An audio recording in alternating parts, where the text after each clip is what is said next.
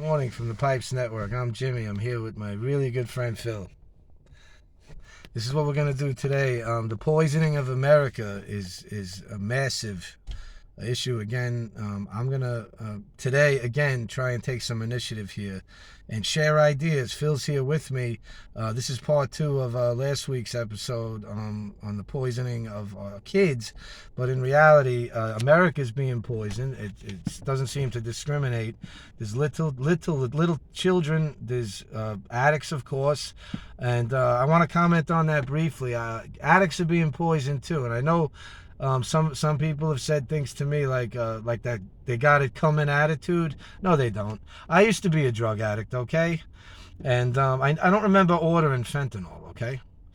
I don't remember ordering poison, okay? So if I go out and do something stupid today and be a knucklehead, I don't believe I deserve to get something that is strong enough that would kill an elephant twice, okay? That's poison, okay? And I'm not asking for that. So yeah, we want to stop the flow of fentanyl into the country as soon as possible, like yesterday. We have the capacity to do it, and they're doing nothing. I don't want to point any fingers. Instead, I want to try and do it, not myself, but with help.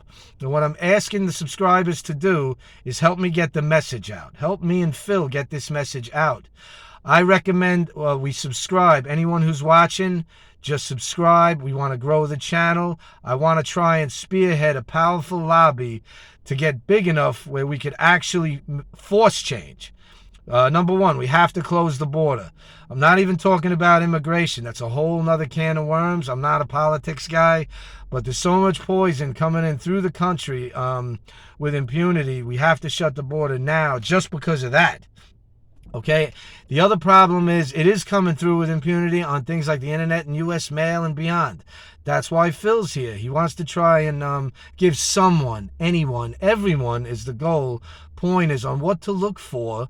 If you have young people in the house, or regardless who's in the house, over the internet and in the mail, he wants to try and give you some helpful hints. If things have already happened and we're past the point, God forbid, and we're watching and you don't feel like there's anything you could do, that's not true.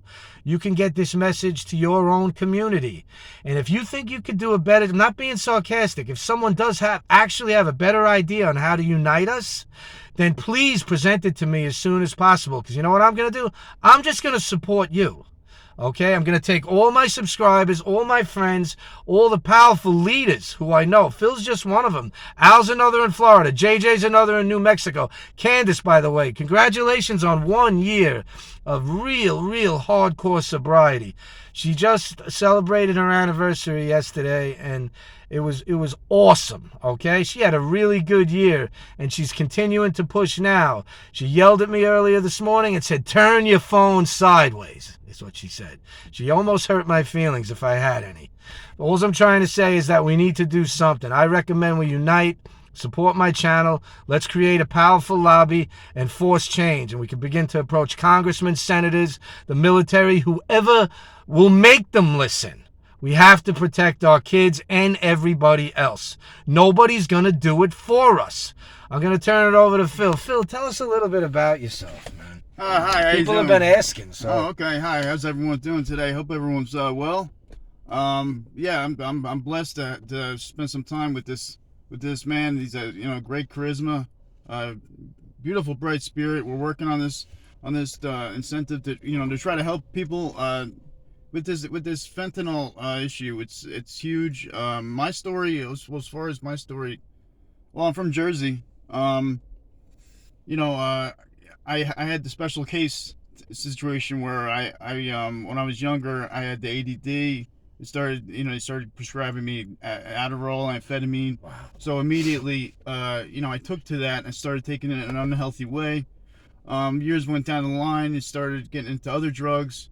And the situation I'm not sure about which part of my story that they were interested in, but I mean, when did you move to opiates? How old? Probably like 25. Probably 25 was. Yeah, how old are you now? 39. All right. Yeah. And, you got some good sober time now. Yeah. You understand, once you were in it, you couldn't. I mean, now you can think. You can make a calculated Right. decision. Oh yeah. Well, yeah. Okay. Okay. I see what you're saying. Okay. Well, I guess that could be interesting for some people. Yeah. To know. For sure. In the beginning, with taking these substances was I felt like a free spirit. I felt like I was doing what I wanted to. You know, I was being open minded, and I was trying something new, and you know, just following my spirit, see where it goes. Then it started to be a job. Then before you know it, started to cage me in, and it was, you know, I was enslaved by it. It turned on me slowly. Eventually, you know, I got to the point where I was waking up and I was like, here we go again. Okay, And let's move so, to fentanyl. yeah. Okay. So and then When did you first hear of it? Try it, do it, or when were you introduced to fentanyl? What happened? Well, I mean, I think like most people, it was inadvertently introduced to it, under the guise of it being another substance. You were poisoned.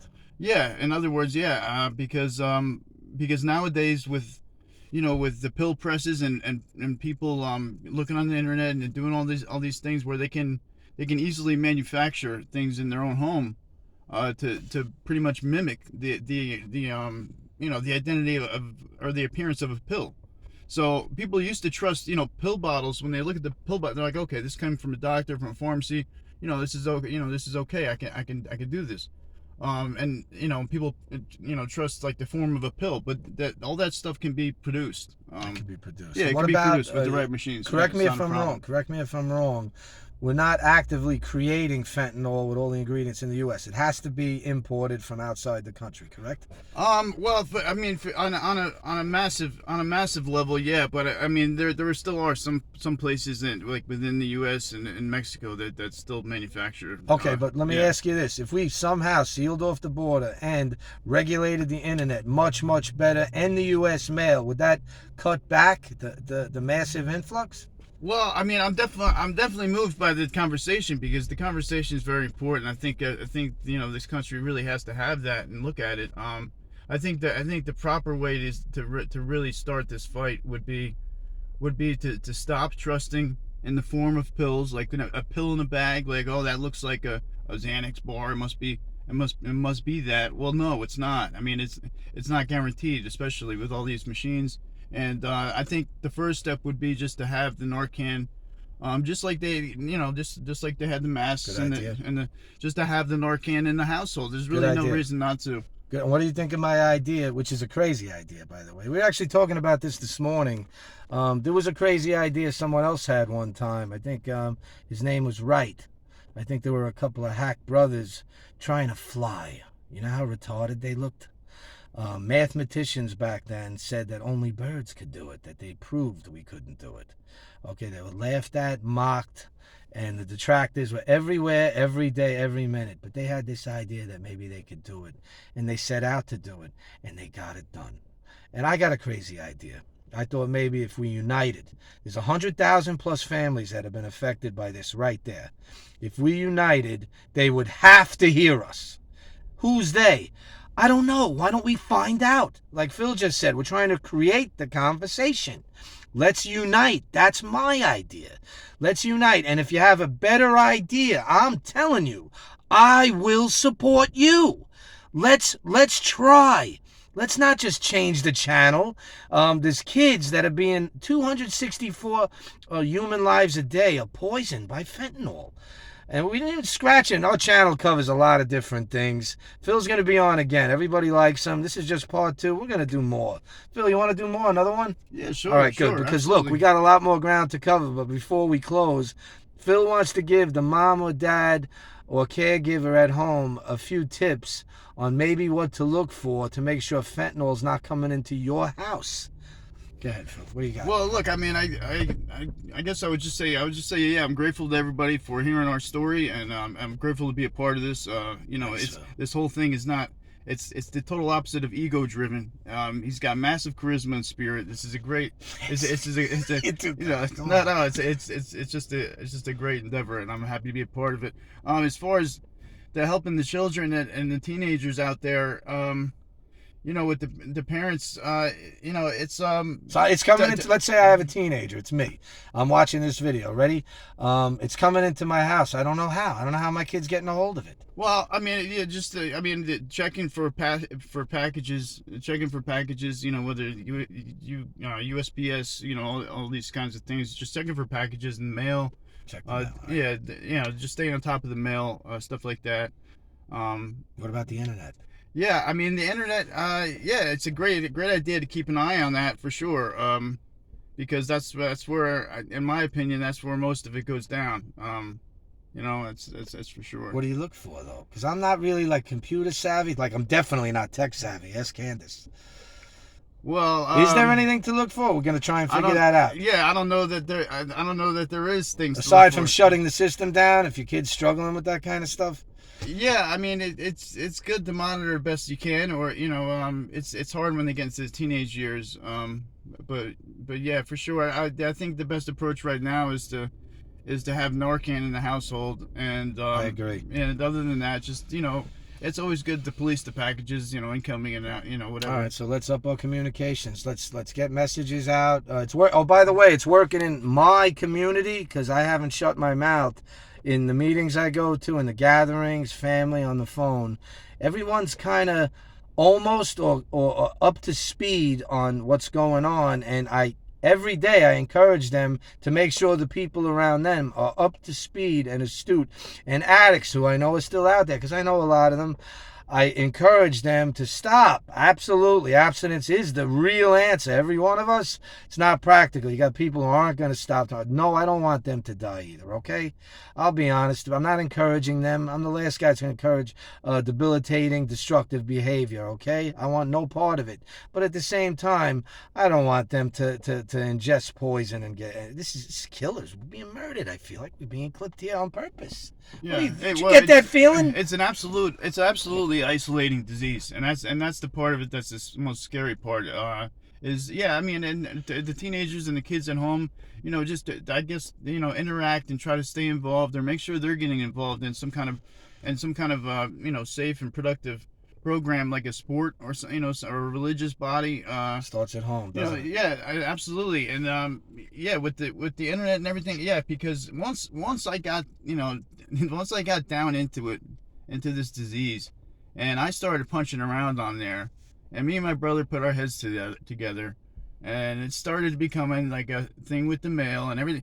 We didn't have to go anywhere. We were getting our poison mailed to us where we were at. So it was just basically a promise to find us in a bathroom someplace, in a really bad condition. And wow. God willing, thank God for the program. Thank God for people around me and family and support. I'm still here, and I'm able to support my daughter. Wow. And I'm just so grateful for today, and grateful for people like you that are really working on this and trying to prevent these deaths from happening, because there's a lot of promising people out there, a lot of the kids that have great minds, and this is just right. Just because one silly decision and everything can go up in the smoke. Thanks for today, man. Yep, thank you, man. All right, closing thoughts. Things have happened already. We know too well. We're in big trouble. Those of us who are left, we're in big trouble. We have to act. I'm not a politician. I'm just a dad with 4 kids that are of the age. You can bet I'm on top of this. That doesn't even guarantee me success. That's how bad this is. But I'm on top of it. That gives us the best chance. I'm getting my Narcan training soon. I got an appointment at 2 o'clock with all the people that have become affiliates to this network, with how to get the training, how to get it quickly, and then I'll help get training for others. You'll see me link it to the video once that's locked in, and you'll be able to go right to the source to be able to get yours. I promise you that. That is going to be of help. And you can make sure your immediate area is secured from these poisons. And that's what these attacks, these poisons, whatever you want to call them. Prayer might be a really good weapon too. I've left that out in the past. We need to pray, all of us. If you don't believe in God, I do. All right, so I'll pray for you, and then that'll still count, because we need his help here. We need his help. We need to unite. Subscribe and share this. I need all the support you can give me. Financial too. I am going to get a new phone at least. I want to make a better podcast. If anyone wants to help with that, contact me. I'm not going to stop, so you might as well join with me. If you have a better idea, let me join with you, please. Take care. Yeah. Thanks a lot. Yeah, I mean, I'm just, I felt like, I cheated myself out of a life. I'm 39 years old. I'm praying to God to give me strength to find my purpose, to work, to work into that purpose, and I was just resting on the fact that I had potential. I thought I was different. The fact is, everybody on earth has potential. There is no stupid people. I mean, everybody out there has potential. They could do great things. So, Till next time. till next time. Thank you very much. Appreciate it, bud. All right. All right.